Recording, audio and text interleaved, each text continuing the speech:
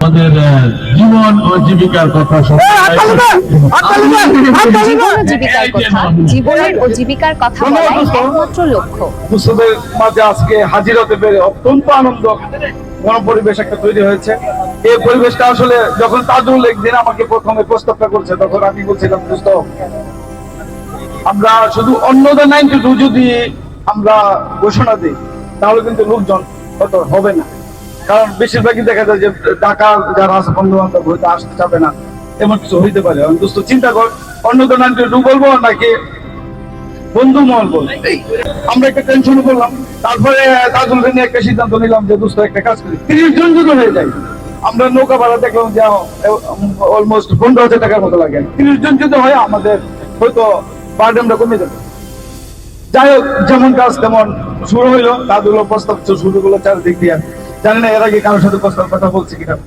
এই প্রস্তাবের প্রেক্ষিতে যখন দেখলাম যে 12 জন 13 জন 14 জন এভাবে, আমি প্রতিদিন আপডেটটা দেখতেছি, তাজুল ভাই প্রতিদিন ফোন করছি, দোস্ত আমরা মনে সাকসেস হতে যাচ্ছি। তো যাই হোক, 33 জন 35 জন যখন চলে গেল, 48 জন যখন হয়ে গেল, তখন আর টেনশন ফ্রি। তখন চিন্তা করলাম যে আসলে অনুষ্ঠানটাকে কিভাবে সাকসেস করা যায় এবং গর্জিয়াস করা যায় সেদিকে এখন আগাই। তো তাজুলকে চিন্তা করলাম যে আসলে টাকা পয়সা বা কি করা যায় বা খাবার দাবার কি করা যায়। তাজুলের পুরো প্ল্যানটা আসলে তাজুলের মাথাতে। তাজুল চিন্তা করিস না, সব গেল এইভাবে। যাই হোক, একটা হয়ে গেল। এই হওয়াটা আসলে আমাদের জন্য খুব জরুরি ছিল। আমরা 50 ঊর্ধ্ব, আমরা আসলে এখনো আমরা বলি আমরা এই ছেলেই, কিন্তু আসলে যে আমরা মানে বাবা হয়ে গেছি, কেউ কেউ হয়তো মেয়েও বিয়ে দিয়েছে, এমন হয়েছে। যাই হোক, ওইদিকে যাচ্ছি না, আপনারা সবাই এক এক করে বলছি, কিন্তু বন্ধুদের মধ্যে যে কুটুসি হাসি ঠাট্টা, এই নষ্টমী আলাপ সালাপ যা হয়েছে, এগুলো আসলে ফরমালি মানে বলা যায় না। তোরা যখন চাকরি করেছে অনেকে, আমি প্রথম আমার লাইফে চাকরি করছিলাম, আমার পোস্টিং ছিল যশোরে কেয়ার ইন্টারন্যাশনালে, এনজিও একটা ইন্টারন্যাশনাল। ওই এনজিওতে যখন চাকরি করি, আমার পোস্টিং জীবনের ফার্স্ট চাকরি, সেটা আবার যশোর। ওখানে বন্ধু বান্ধব আত্মীয় স্বজন আশেপাশে কেউ নাই, শুধুমাত্র আমার কাছে একটা মোবাইল ছিল। যখন আমার চাকরি ছিল তখন বলছিল যে যাওয়ার দরকার নাই তো। তখন বড় ভাই আমার বলছিল, উনি মারা গেছে, যাই হোক নাকি ব্যস্ত, উনি বলছিল তুমি চাইলে হয়তো যাইতে পারো, আর নয়তো যদি আমি বাধা দিই ভবিষ্যতে তুমি এক সময় কোনো সময় বলবা যে ভাইয়ের জন্য আমি তো পারলাম না, আমি হয়তো অনেক উপরে যাইতে পারলাম, এবং তোমার সিদ্ধান্ত। তো আমি বললাম যে যাই একটু। যাওয়ার আরেকটা কারণ ছিল, সেটা হলো আমি বাবার মায়ের সবচেয়ে ছোট সন্তান, কিন্তু আমি এত শাসনে পড়ে হয়েছি, সন্ধ্যা আয়োজনটা দেওয়ার সাথে সাথে আমার বাড়িতে যেতে হতো। আমি ভাবলাম যে অন্তত চাকরিতে গেলে তুই ফ্রি থাকতে পারবি। ওই সময়তে আমি যাই জীবনে যা করে আল্লাহ 2-3 মাস বাবু মারা করে 2-3 মাস পরে আয় করবো। কাহিনীটা একটু শোনার জন্য অপেক্ষা করবো, একটু ধৈর্য ধরো, কারণ হলো আমাদের গন্তব্য আর অনেক দূরে। তো তারপরে কথা বলার পরে ওখানে গিয়ে চলে আসলাম। তখন একটানা 2 মাসের বেতন যখন পাইছি, তখন বাড়িতে আইছি। বাড়িতে তখন তোমাদের সাথে আসলে আমার সম্পর্কটা একটু ছিন্ন হয়ে গেছিল।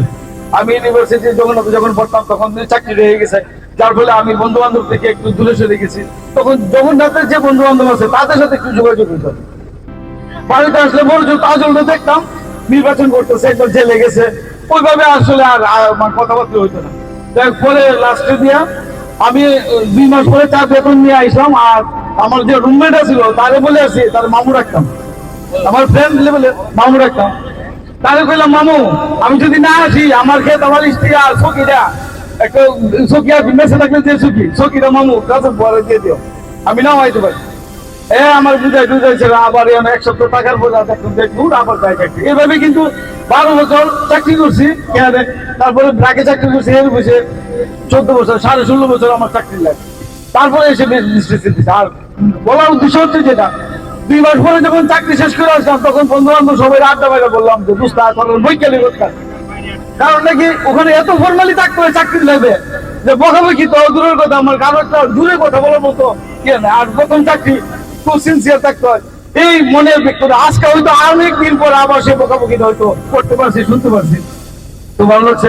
আর বিশেষ করে আনিস যে কথাটা বলছে, হ্যাঁ আসলে এইখানে এই পুরামের কথাটা না বললেও পারতো, তবে তাকে আমি 2,000 টাকা মৃত্যু জীবিত অবস্থায় মাফ করে দিছি। দরকার নাই, আমি খাম জীবিত অবস্থা লাগবে। তবে আনি সম্পর্কে একটু কথা বলি, আনি সম্পর্কে বলি। আনিসের মুখে একটুখানি কথা বলি। দোস্ত আনিসের সাথে আসলে ব্রাহ্মণবাড়ি যখন আসছে, তারপর থেকে তার সাথে একটু সম্পর্কটা ঘনিষ্ঠ হয়েছে। এর আগে অতটা সম্পর্ক ছিল না। সে এখন ব্রাহ্মণবাড়ি আসলে আমার একটা ফোন দিয়ে দোস্ত শুরু মাইতেছি, এসে বসি। কালকে অনেকক্ষণ বসতেছিল, হয়তো চা খাওয়া হয়েছে, পরিচয় হয়েছে কিছু না। কিন্তু বিষয়টা হচ্ছে সে, আমি তার ফোন দিতাম কম, কারণ ফোন দিলে মনে করতো টাকার জন্য ফোন দিই। আর সেও আমার ফোন দিয়ে প্রথমে বলতো, তুই তো আমার বানোদর দেখলে ভিডিও ভাই, মানে এই নিজের দিকে যে আর এর কাছে আমি কি করবো। যাই হোক, আর বকাবকি তো কত আছে, এর মতো ফোন না মানুষ মনে হয় আমাদের দেশে আর কেউ নাই। যে গান একটা বানাইছে কি জানি,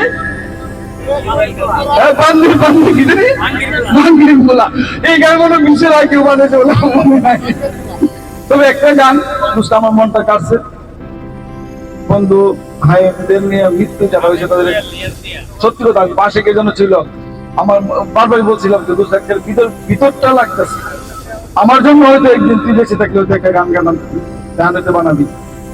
এই যে আরো গর্জিয়াস একটা গান বানাই দোস্ত, যে গানটা শুনলে আমার সন্তানরা পর্যন্ত আবেগ আপ্লুত হয়। না তোর দীর্ঘদিন বাঁচান, তাইলে হয়তো আমি কিছুদিন বাঁচতে পারবো। যাই হোক, তোর এই প্রতিভাটা আসলে অন্যরকম।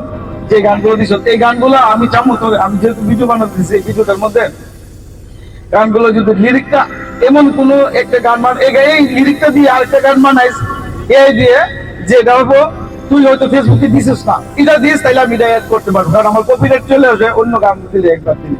আর আমার এটা তো কিছু মালাই তো, যদি এখনো পয়সা উঠাইছি না, কিন্তু জমাইতো, কিন্তু তখন আবার এটা ক্যান্সেল হইব। যাই হোক বন্ধুদের, আমার চ্যানেলটার নাম হচ্ছে জীবন ও জীবিকার কথা। যারা এই ভিডিওটা দেখতে চাও, আজকের সবকিছু হয়তো ভিডিওতে থাকবে, যদি কেউ পারো সাবস্ক্রাইব দিবো, আর ভালো না লাগলে তার দরকার নেই। তবে ছবিটা দেখা বা ভিডিওটা দেখা সেটা হলে সবাই তো জীবন ও জীবিকার কথা ইংলিশে লিখবা, ইনশাল্লাহ পাবা। আর একটা হচ্ছে, আমি যে ভিডিওগুলো দিই, আমি খুব কষ্ট করছিলাম যে সিগারেট যে খাইতেছ, এটা হয়তো আমার বাচ্চারা দেখবো, বাচ্চাও দেখবো, এই সেন্সর গুলো একটুখানি বাদ দিয়ে দেবো, আমি চেষ্টা করবো।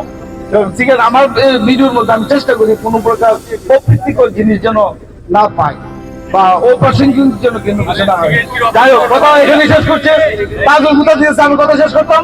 তবে সবার বন্ধুদেরকে আজকে পেয়ে অত্যন্ত আনন্দিত এবং গর্বিত, ভালো লাগছে। সবাই আমার জন্য দোয়া করবো, তোমাদের জন্য সবার দোয়া করবেন। আল্লাহ হাফেজ।